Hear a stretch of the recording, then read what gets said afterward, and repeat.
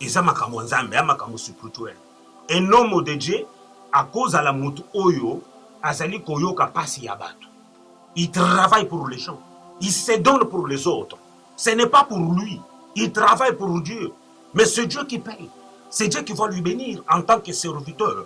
Mais si tu deviens fanatique d'un pasteur, bien aimé, tu ne verras pas la gloire de Dieu. C'est le fanatisme. Non, ça n'existe pas dans les choses de Dieu. Tu ne peux pas être fanatique d'un pasteur. Tu ne peux pas être fanatique. Yakoriste. Tu dois l'aimer en tant que frère, en tant que ton proche et ton collaborateur dans l'œuvre de Dieu, que vous travaillez ensemble. Mais tu ne peux pas être son fanatique. Non, tu dois l'aimer. Quand tu utilises les mots fanatique à l'église, c'est-à-dire que ça, ce n'est pas encore l'église. Ça devient un club de football. Ça devient une association quelconque. Quand c'est bon, c'est dans Centras TV. Non, non, non. Just Destiny Centras TV. Bonjour, bonsoir à tous ceux qui nous suivent sur Centras TV. Donc aujourd'hui, je suis là, Joël Etale Lomboto, humble serviteur Nabino et l'homme Makambo Sika Makambo Kitoko. Je tiens à saluer toute ma famille. Donc Bambo Tebako Bios Kavozali, Benji Shungu, gros bisous à toi, Dorinda, Joëla, mes gros bisous encore une fois de plus. Centras TV Nde Masolo, Centras TV Nde Enseignement, Centras TV Nde Makambo. Aujourd'hui, je reçois pour vous Pasteur Norbert Katenda. Comme l'autre fois, Boyebi, on a y à parler sur la division dans les églises. Aujourd'hui, Namemeli Makambuya Sika, le Lotokoloba sur le fanatisme au sein de l'église. Donc, sans plus tarder, sur Centras TV, vous allez toujours brancher, Bonjour, Pasteur. Bonjour Joël. Et c'est mon mingi, il y a Koutano Sosulelo dans Centras TV. Joël. Nzambe azali boso oyebi déjà ke nzambe apesaka bomoi yango nde nga mpe naza na esengo kokutana lisusu na yo lelo nayebi te likambo nini okangi nga nango esusu lelo na pesi mpe mbote na bandeko bazolanda biso na Centras TV partout là où vous êtes na bato oyo nyonso tu balanda biso actuellement nzambe nolola apambola bino mpe kimia mokonzi ezala bino nyonso Joël nazali koyoka yo. En tout cas, c'est mon makasi pasteur Norbert Koloba, Centras TV, de Bola Nabiso Soutoza Masolo qui est pasteur Norbert. Nous allons parler sur le fanatisme au sein des églises. Yamoniza thème Nabiso Monkololo, le fanatisme Oezo Panzaba église précisément. Le pasteur Norbert Katenda a décortiqué les biso Masolo, a enseigné biso encore une fois de plus. Nenge Bolingaka Centras TV, ne Bolingaka un des serviteurs Nabino, Joël Itelomboto, Namakambas Kitoko Mamba. Sikana Zoé la bino toujours tout ça en tout cas vous s'apprêtez vraiment pour m'amener à la kitoko. Pasteur Norbert, qu'est-ce qui se passe encore dans les églises? Tout cela qui a eu la semaine passée. Voilà. Tu parlais sur ma division au sein des églises et aujourd'hui tu es la thème Sikana le sous le fanatisme dans nos églises. Pasteur Norbert, pourquoi le fanatisme dans l'église?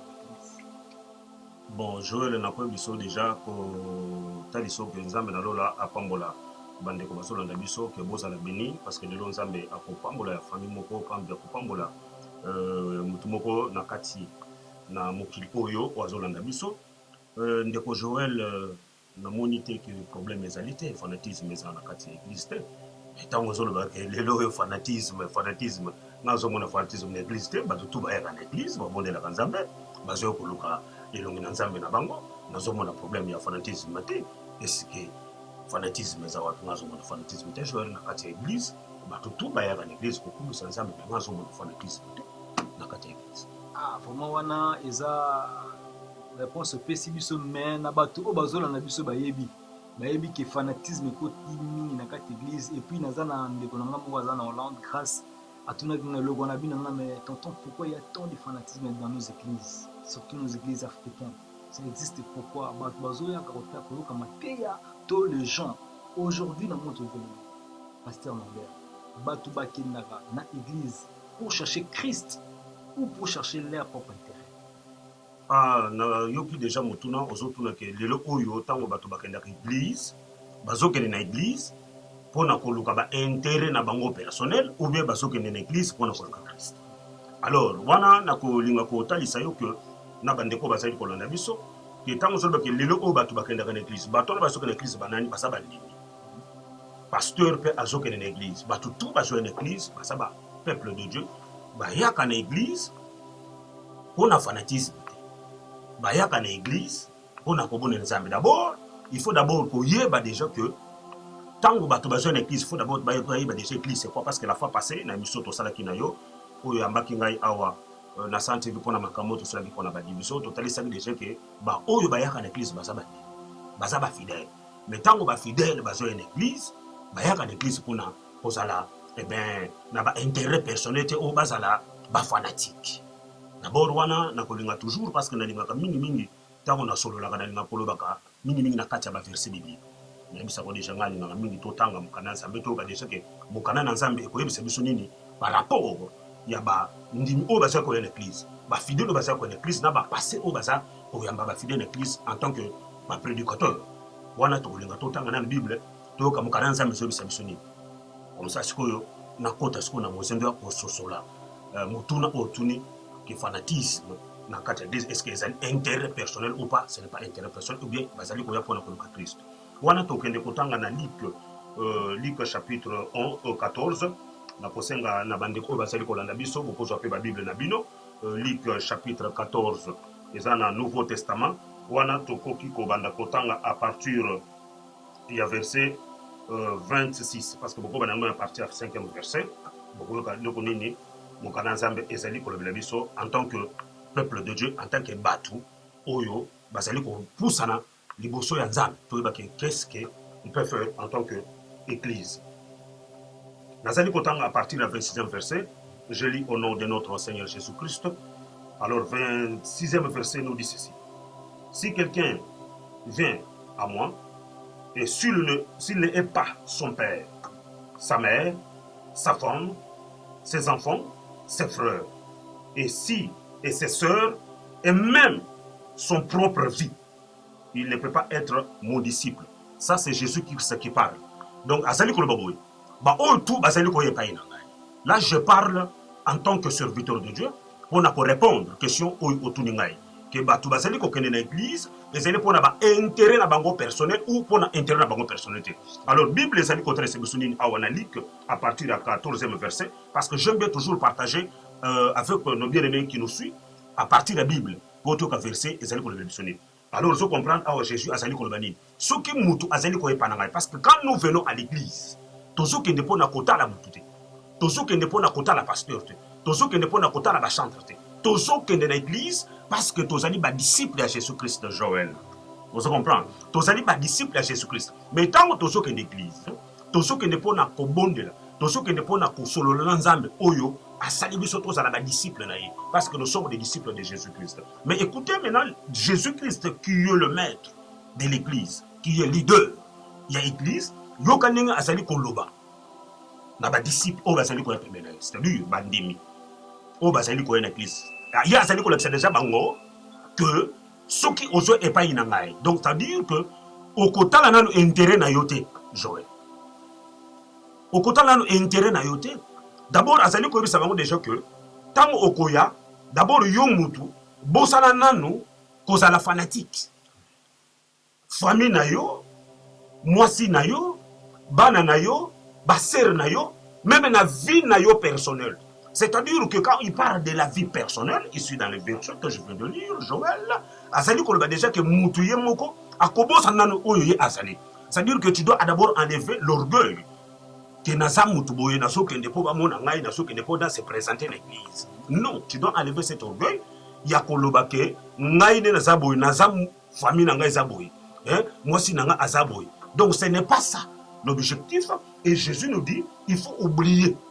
Et venez à moi. À ce moment-là, vous êtes mes disciples. Ceux qui osent à l'église, pour intérêt dans your personnel, là tu n'es pas un disciple de Jésus-Christ. C'est parce que vous êtes déjà disqualifié. Dans le verset où on a dit tu es déjà disqualifié. Donc, quand il y a Jésus-Christ, en tant que disciple, tu es déjà disqualifié. Tu n'es pas un disciple de Jésus-Christ, Joël. Parce que vous êtes avec des ambitions, avec des intérêts privés. On continue pour nous dire ça. Dans le verset 27e verset bien-aimé dans le Seigneur, vous qui nous suivez partout, beaucoup de temps après ensemble et ça fait du bien. Alors, 27e verset nous dit ceci: et quiconque ne porte pas sa croix, qui ne porte pas sa croix, et ne me suit pas, ne peut pas être mon disciple. Il ajoute encore. Tu vois, ça c'est la deuxième règle. Dans le 27e verset, on a cette deuxième règle. Oh, Jésus-Christ, le maître des temps et des circonstances, le maître de l'église, Azali, qu'on l'expliquait déjà dans le 27e verset, à quiconque me suivre, il doit porter d'abord sa croix. C'est-à-dire que Jésus-Christ, tant il va porter croix, Jésus-Christ a porté déjà croix à cause de nous. Il s'est sacrifié, il s'est donné. Ce n'était pas pour son plaisir. Et ça qui pour la fanatique, et ça qui pour l'intérêt de la personnalité. Donc, à mi pays, pour la battre, comme un disciple. Pas pour son intérêt. Mais, à Zoé, c'est ce qu'on va, oh, il va se lander le disciple. Tu dois porter ta croix. Et tu dois suivre Jésus-Christ. Donc, tu dois abandonner ta fierté de dire que je suis pasteur, ou je suis frère, ou je suis évangéliste, ou je pars à l'église parce qu'on va aller me voir. Je pars pour mon intérêt. Après, tu peux sur la point d'intérêt, d'abord, ça intérêt. Pour éviter l'intérêt au lobby. Donc, on ne peut pas expliquer l'intérêt. C'est quoi l'intérêt? Est-ce que Bandim, il y a l'autre temps où l'église, il pour intérêt privé, ou pas pour intérêt privé, ou pour Christ. Mais on a dit que selon la loi de Jésus-Christ, d'abord, tu dois porter ta croix et te faire un disciple. Donc, tu dois t'humilier, tu dois faire pour les autres. Là, tu deviens disciple de Jésus-Christ. La base à la Soukinandoana.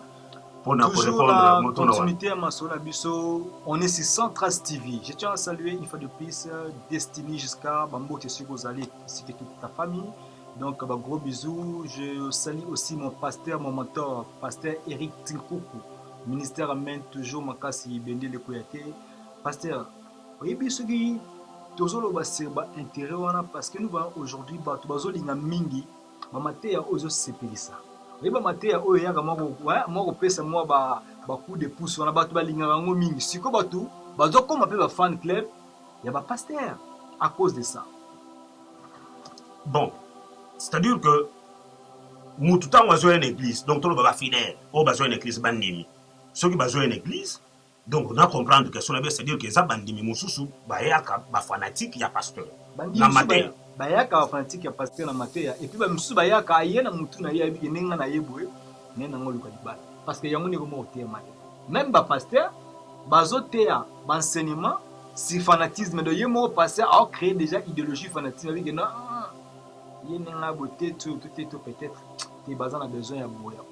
En tout cas, il faut appeler ça le bas. Il y a un niveau c'est peut-être il y a un appel le bas na il y a pas comme fan club de pasteur. On se peut pas pasteur à terre bien. Donc na point wana na kota lisa déjà bien aimé dans le Seigneur au bakenda ka église. Na point il y a intérêt que mutu azali ko une église pour intérêt na ye.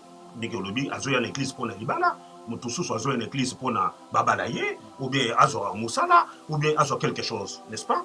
Mais ce qui ozali koya na église que nazo une église pour babala ngai. Te wana oza fanatique, oza mutu moko boyina no komi disciple à Jésus-Christ. Parce que la Bible nous dit, Dieu nous a tout donné. Dieu nous a tout donné. Et la Bible nous dit encore, demandez, je vous donnerai. Et frappez, je vous ouvrirai la porte. Tu vois, ça c'est la parole du Seigneur. Mais tant on a joué à une église, en tant que disciple de Jésus-Christ, je ne viens pas avec un intérêt. Parce que dans l'église, batu babalanaka. Dans l'église, mariage est salemaka. Pour na kopé sa mwanda kisamuke pour na bandeko bazolanda biso. Ata batu mususu basambelaka te babalaka bango. Batomuso ba dans l'église te basala ka mariage.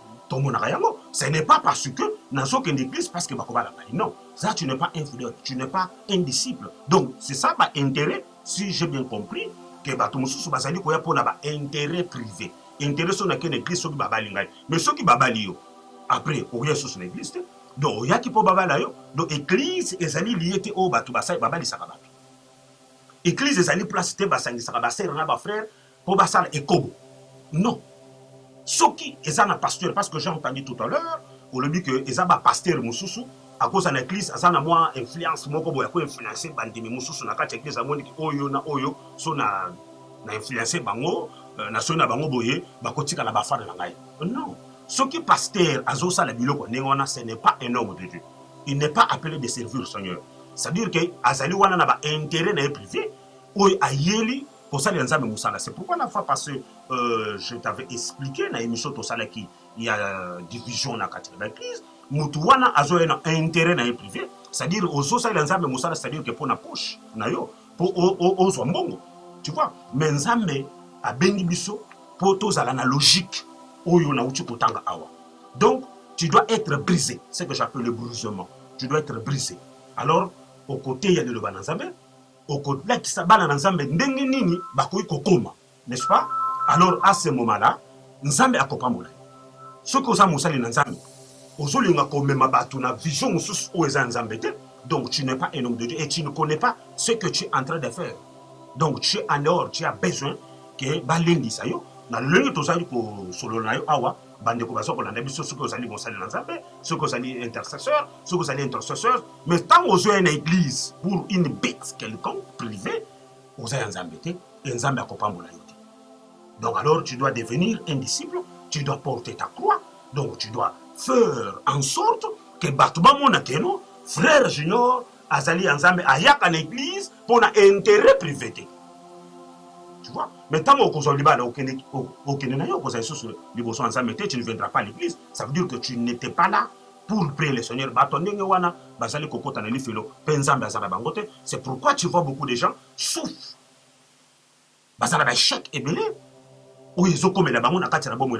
Parce que Bazali n'a pas intérêt privé, il ne vient pas pour servir Dieu.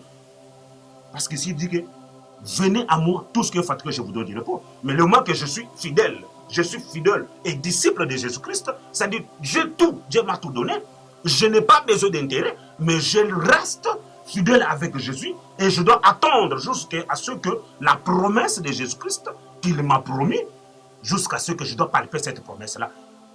Tu vois? Il y a intérêt pour na baby sa grâce oyo nzambe a préparé pour la vie na banza na répondre wana soki motuno moso sezali to continuer Joël ba deko ba sali ko landa biso ba yoka pe moi clair ko écrire bango. J'espère que motuna oyo tunamaki epa ya ma sœur Grâce donc ngalule sika za na kata Hollande, j'espère que et sepelici et éclairci sur na motuna na oyo. En profitant de ça, en parlant de brisement, moi on a brisement. Na batu oyo bazo na biso, oyo baza ba chrétien. Na ou bien ba oyo baza pe ba chrétien, mais qui comprennent pas le sens de notre brisement. Brisement est nous la famille. Donc ezamo entre pagastes mongo mukina. Na linga ki o expliquer na batu bazo na biso peut-être ba ba no brisement. Peut-être lobby yango maintenant on se échapper batu ka ba brisement. Mais brisement on les amis. Donc c'est-à-dire que tant nazo ba ke brisement, c'est-à-dire mutu oyo azali kotambola na mibeko ya nzambe. Mutu oyo azali kotambola na crainte ya nzambe. C'est-à-dire quelqu'un qui ne marche pas dans le péché. Quelqu'un qui ne marche pas dans l'égoïsme devant la présence de Dieu. Quelqu'un qui n'est pas orgueilleux. Tu vois? Donc il fallait dans le mutu alongwa na étape wana ya orgueil. Mutu alongwa na étape wana ya ba intérêt privé. Donc alors, ce que Moutouana, il faut la briser.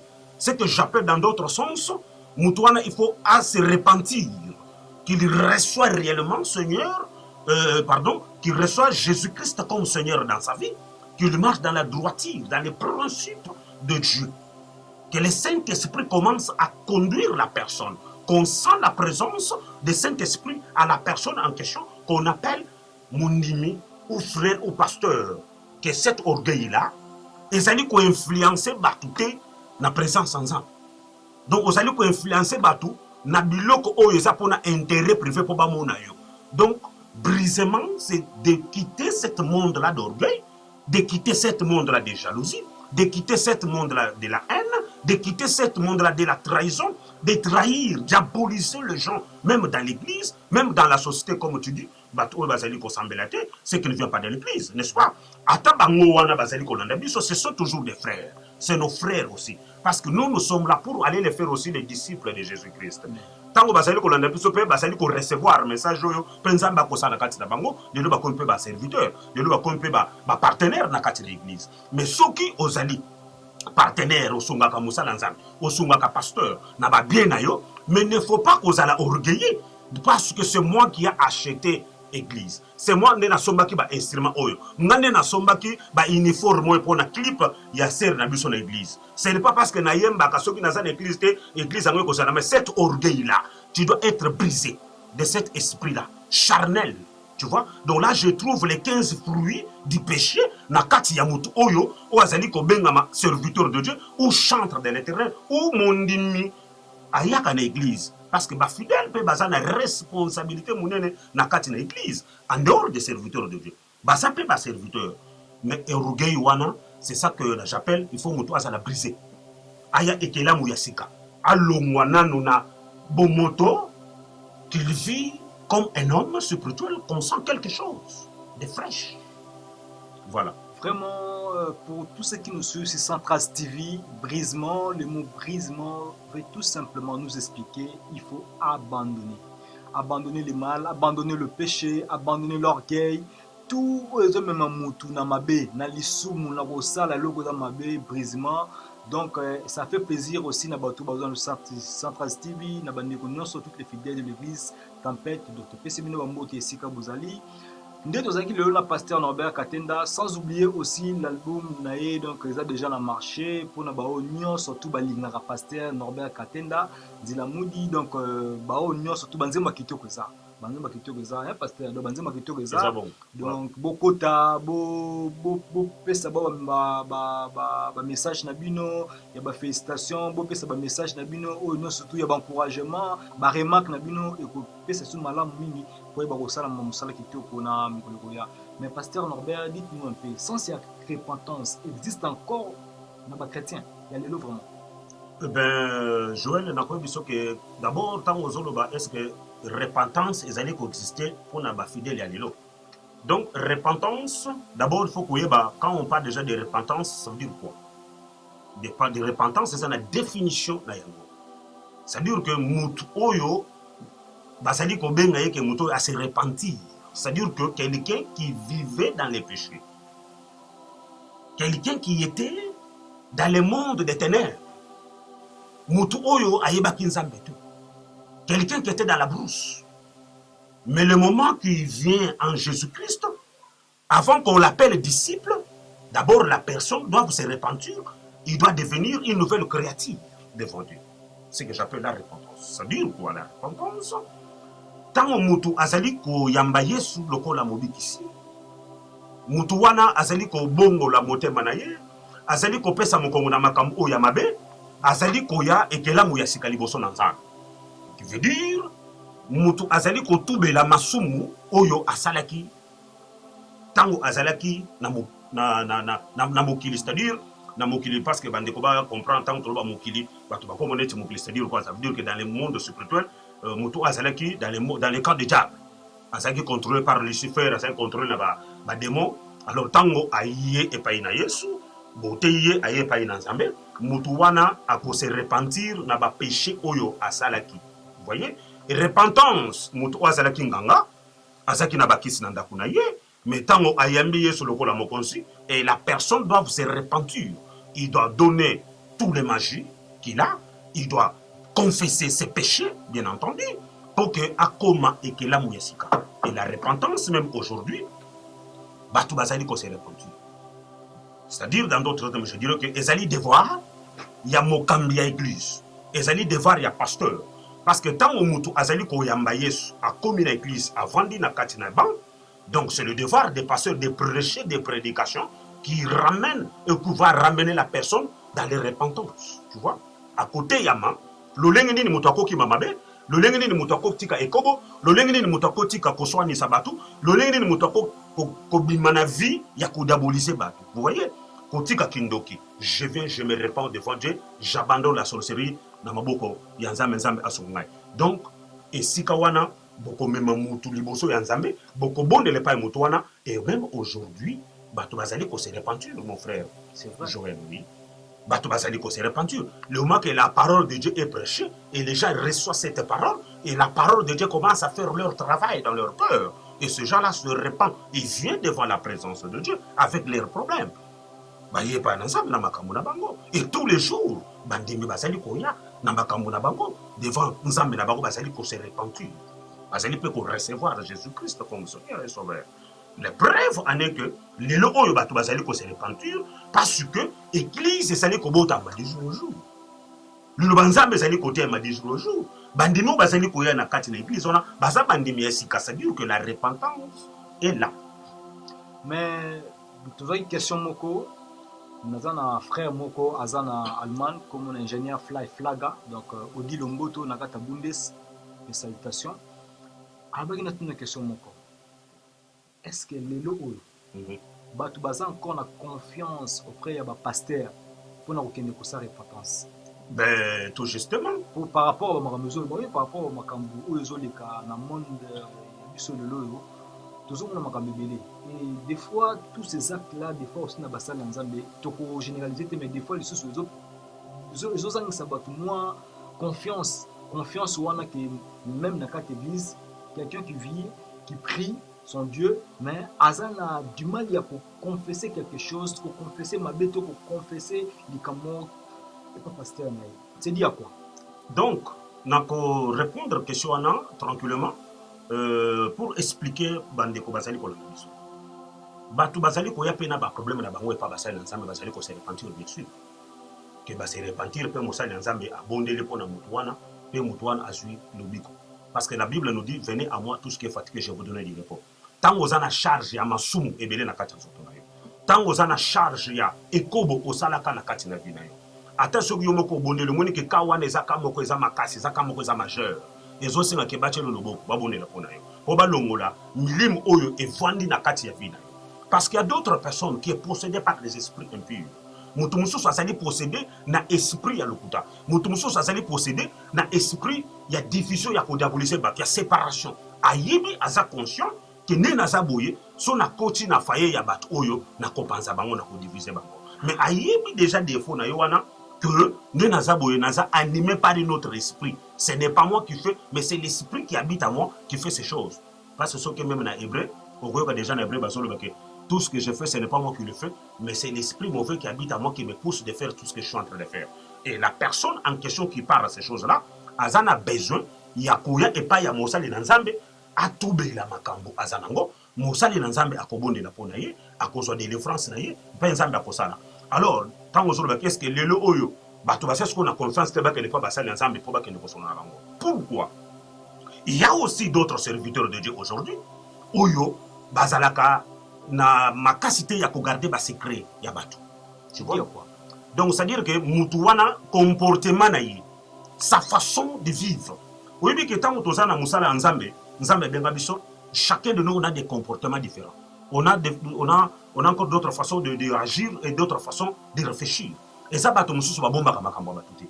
Et cause aneti mutu na kati ya famille, boyebi ke oyo soki likambo ezali awa, tokoye kango ekobema libanda. Tu vois? Tokobema libanda, il sait pas garder les choses. Le secret professionnel. Secret professionnel, ça la makasité ya ko garder ngo. Sacerdotal. Mais c'est ça que je dis, il y a d'autres serviteurs de Dieu qui n'ont pas cette capacité de garder les secrets des fidèles. Alors bango wana, yango ne omoni sikoyo bandimi misusu. Balibiso na ke koyebisa passer likambo yo na kozala na confiance parce que son na ibisie akokende kolobango. Ça existe aussi pour dire qu'il y a des serviteurs de Dieu oyo ba koti na musala nzambe ba bengami te bazala ba pasteur ba bengami te bazala ba prophète ba bengami te bazala ba évangéliste parce que un serviteur de Dieu c'est un docteur. Il a un devoir de garder les secrets. Il y a mutu o azobela na kati hôpital na ye akokende te ko bima libanda boye.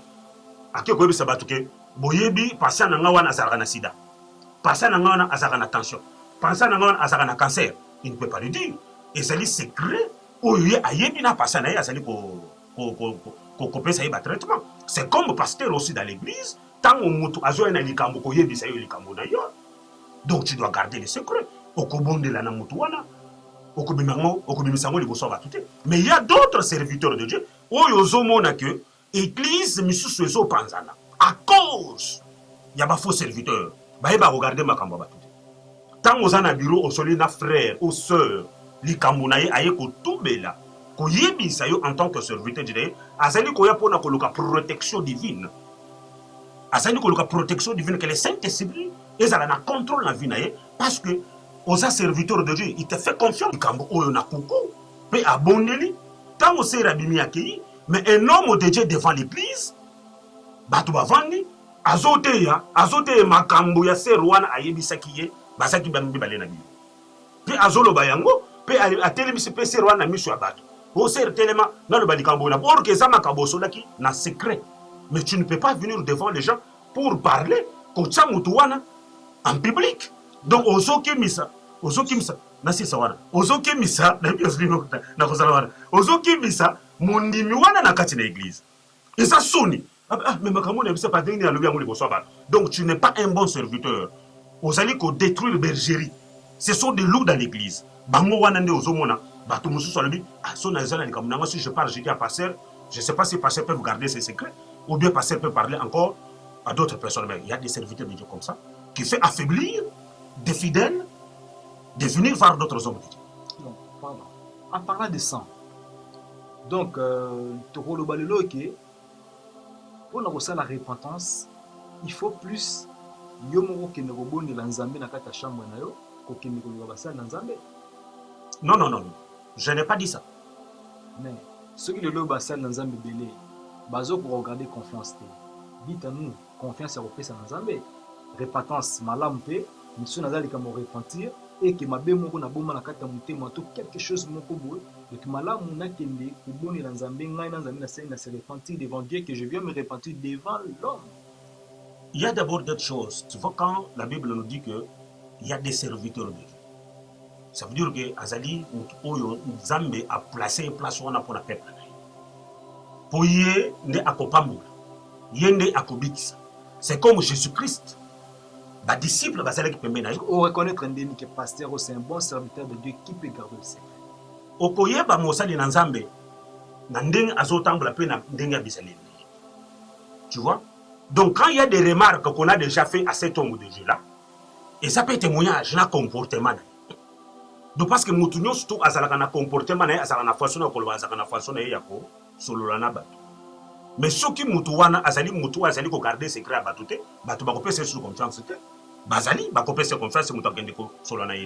Mais ce n'est pas dit que okokende obondeli yo moko boye likamoza nango oyebisi nzambe nanga na se repentir et pas nanga esili okobondela pa nzambe nzambe akoyoka yo nzambe okobondela likamoza nango c'est pas tous les jours oyo ozakaka tous les jours ozana passer kwa bondela pona yo parce que tu es aussi un frère en Christ, tu es disciple de Jésus-Christ, tu peux prier, tu dois te mettre en ordre na nzambe na yo soki osali obimi libanda na nzambe na yo moko okoti obondeli nzambe nanga yokelanga mana likamona sali si ce n'est pas un problème qui est grave oyo ko senga des interventions ya serviteurs de Dieu. Tu vois? Mais il y a d'autres cas où ils ont senga okuta na mosai na nzambe pour abonner la. Parce que c'est un berger.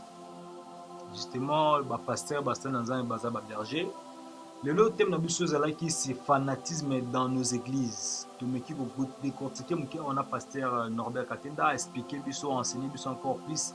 Et ça lui plaisir d'avoir tout le sur la zone toutes les fidèles, il y a l'église et ainsi que abonné à Central TV. Naboy, il y a un autre qui m'a église parce que il y a yeni ngazaboy banini mahamate azote ya tangu suni ngazaboy asona kolo baneli kambu yango ezokimisa bandimi église lelo tozomona pe awa na Belgique awa na poto makambo ezoleka mingi. Eh ben na ko répondre na question na koloba ete bandimi mususu babima na église parce que serviteur wana a gardé secret na yete. Alors je voulais ajouter encore autre chose pour dire que église eza nzambe église eza ba pasteur. Pasteur azali serviteur na kati ya place wana. Église soki mutu azoya ayaka pona mosali na nzambe. Soki comportement ya serviteur wana eza malamu te par rapport ya bato azali kokamba, mais c'est lui qui aura un problème. Parce que bandimi nazolinga concile sa place na comme place on a bien pour na éclaircir la question pour dire que eh ben lelo ba serviteur bangonde bazo sala ke bandi baza na église te o mondimi ya koke ne sous une église te parce que passer on a sala ke bon eza azala ki fan na azala ki ayano ke ne pour na pasteur azala ki fan na se confier na likambu yango peut-être eza suite ya non okoko za la fanatique ya pasteur te C'est ça que je voulais encore dire parce que parce qu'il fallait nasir c'est déjà mutuna liboso mais naso pondi nango. Donc au cause à la fanatique il y a pasteur. Au cause à la fanatique il y a choriste. Parce que tant qu'on commis fanatique, donc tu n'es pas encore un serviteur de Dieu. Tu n'es pas encore un servante de Dieu. Aux disciples sous à Jésus-Christ. Parce que je fais de te lire ici une verset bien aimé dans le Seigneur. Jésus-Christ a lobby awa. Que nous sommes au lingo la nangai. Il faut nous au bois qui s'amakambuto aux anangoya qui vantard. N'est-ce pas? Au bois sanana makambusus aux anangoya nzoto. Donc la nangai, bosanana nous vit nayo parce que tant aux oeufs pas nangai, tu auras la vie éternelle. N'est-ce pas? Mais tant que tu n'es pas église, tu n'es pas la vie éternelle. Mais tant que commis fanatique, là, dans ce touché, il y a fanatisme. Le fanatisme n'existe pas dans l'église. Ce que commis fanatique, il y a pasteur. On a commis sous son dignité. On a commis qu'aucun dépôt aux fanatiques, il y a pasteur. C'est-à-dire que pasteur, on a le commis fanatique, on a comment manipuler.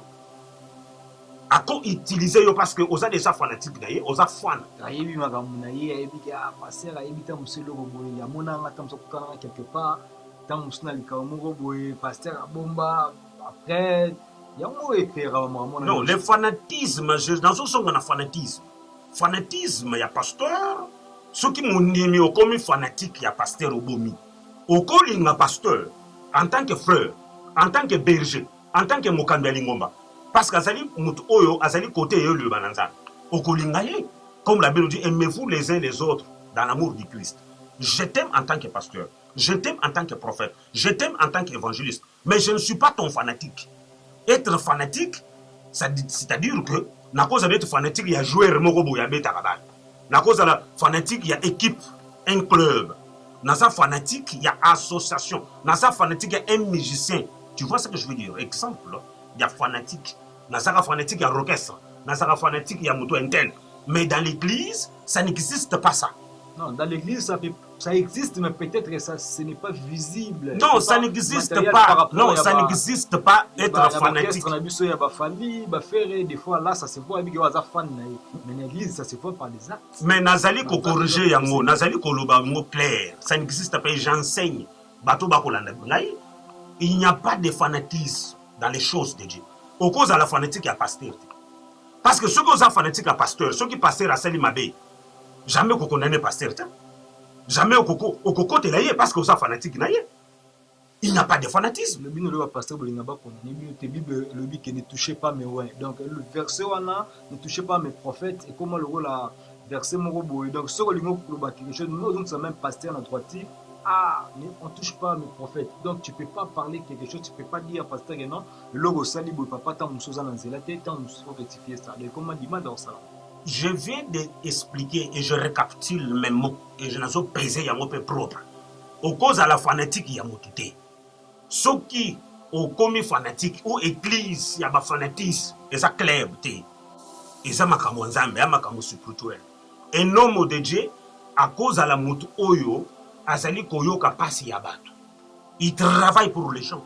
Il se donne pour les autres. Ce n'est pas pour lui. Il travaille pour Dieu. Mais c'est Dieu qui paye. C'est Dieu qui va lui bénir en tant que serviteur. Mais si tu deviens fanatique d'un pasteur, bien aimé, tu ne verras pas la gloire de Dieu. C'est le fanatisme. Non, ça n'existe pas dans les choses de Dieu. Tu ne peux pas être fanatique d'un pasteur.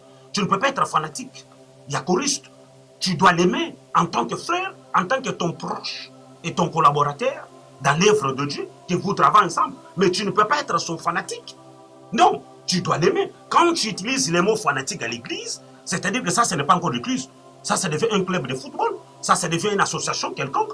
Mais là, on ne voit pas la présence de Dieu. Là, vous présentez des humains qui deviennent vos fanatiques. Il faut être fanatique de Jésus-Christ, qui est le maître de telles circonstances. Parce que celui qui va te bénir, c'est Dieu, à travers son serviteur, qui est bien placé comme pasteur. N'est-ce pas? Mais si tu deviens fanatique, non, ça c'est faux. Et Dieu ne peut pas vous bénir. Et Dieu ne bénirait même pas l'homme de Dieu. Et n'importe où tu contanga à que ceux qui va condamner pasteur, balingité va toucher, ne touche pas, mais ouais. Mais écoutez, ceux qui ont sali péché, ont sali le soum dans l'église, et mon année, mais bah condamner yo, bah quoi bisou eloko sali za mabete, on va te suspendre pour un temps au luke longi ensemble. Et après, tu reviendras pour travailler. Mais si au sali mabé, un serviteur de Dieu, c'est-à-dire que tu n'es pas un leader. Donc, alors, bakoyebisa yo mabe na yo, il faut ondema yango. Ce n'est pas parce que yo za pasteur aux embêtés au kangi. Non, Dieu existe. Dieu existe parce que tu es là pour les gens. Mais tant au Kelibanda, mais bakolakso ke papa au Kelibanda, ngana koyebiso ke pasteur place wana na moni au Kelibanda. Pasteur zonga liboso nzambe to lingaka yo mingi. Mais na moni mikolo zo ke Kelibanda. Et c'est simple, c'est pas compliqué. Question mo yelima. Oui. Justement na makambo to so na. Mhm. Soki pasteur asali mabe, to mosana nzambe to frère chrétien asali mabe, il faut comme na moment moko ya conscience ya ko se retirer. Est-ce que na mutu na moko yelinga kaka par l'esprit par là ou affirmer les biso que lelo to tant ça lelo il y a aussi des pasteurs ou des chrétiens surtout mingi ba pasteurs oyo bakotaka vraiment retraite pona ko libérer ba âme ya ba fidèle na ba on église to bakota retraite pona ko nzamba pambola bango batina ba fidèle bazwa moi quelque chose de côté. Donc, ceux qui ne comprennent la question des autres, est-ce que les oyo ba pasteur, mususu ba bwanda ka ba koti pre ba bonne la pona bandi. Justement. Mais c'est le devoir d'un pasteur. C'est un devoir de l'homme de Dieu. Donc, tu dois prier pour tes fidèles. L'intérêt comment on milite. Non, ceux qui mutu à koti retraite pour l'église, c'est son devoir de le faire.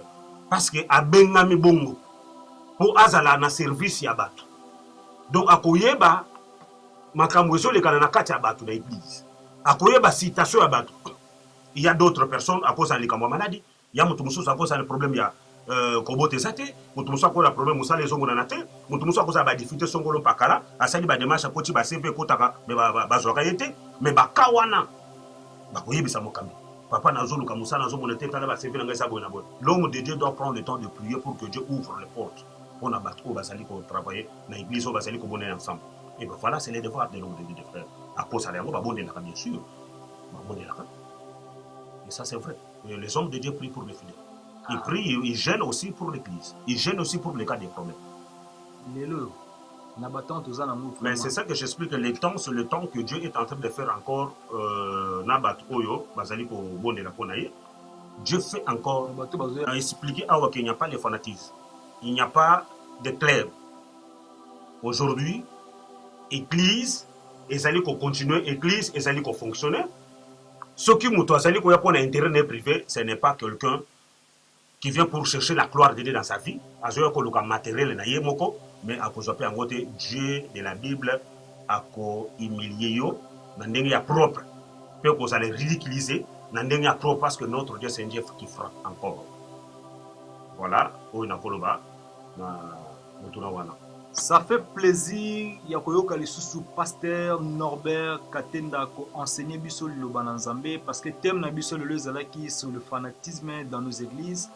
Dans cela to profiter lisusu ko parler na moi muke c'est ba repentance parce que za ba ka tout monde dans le l'église na biso précisément. Et pasteur a enseigné biso, a expliqué, a décortiqué. En tout cas, ça fait plaisir à tous ceux qui nous suivent de loin. En tout cas, bambote na ngezali sur na Central TV, bisika ozali babonné na biso tout bambote. En tout cas, pasteur ezaki c'est mon mingi ya ko yambayo, c'est mon mingi ya ko partager encore la parole de Dieu, c'est mon mingi susu ya ko éclaircir peuple de Dieu. Oyo bazana nous na ko bunga bazana na mulili bazana nous na compréhension malamu te no banzambe oyo. Sans plus tarder, en tout cas, toko koleka momuke ceux qui basalam na ko ozala la famille et au sala moi qui te remine. Non, on n'a pas volé Nzambe, comme on le toujours que Nzambe a pas volé le gouvernement mobimba oyo sali kolanda biso bisika nyonso bozali Nzambe nanga amona bino Nzambe nanga apambola bino bozala fidèle bokanga bana Nzambe boyaka na église pona ba intérêt personnalité mais bobondela po Nzambe afongola lola na kati na bavina bino bobondela pona koluka bomo eseko. Voilà ce que je peux dire na pese mbote na ba tout bazali kolanda biso mokili mobimba et corps du Christ en général. Nzambe na lola apambola bino, accrochez-vous. La bosanité pe Central TV mobimba ici ka bazali Nzambe amona bino bo s'accrocher dans kolo pe bokomona solution et Dieu de la Bible vous bénira. Voilà. C'était pour nous un plaisir de partager avec vous ces moments si précieux sur la parole de Dieu avec notre pasteur Norbert Katenda. C'est pour vous, Joël Etel Lomboto. En tout cas, le lot reçu comme on awa et puis à la prochaine, tu en as vu sur na Marambasi Kayaki Turokande. Au revoir.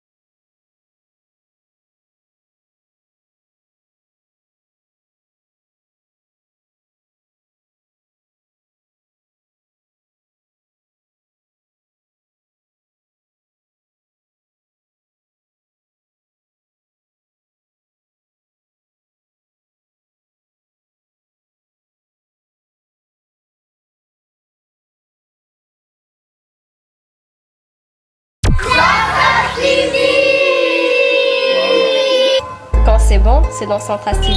Na na na. Just Destiny Centras TV.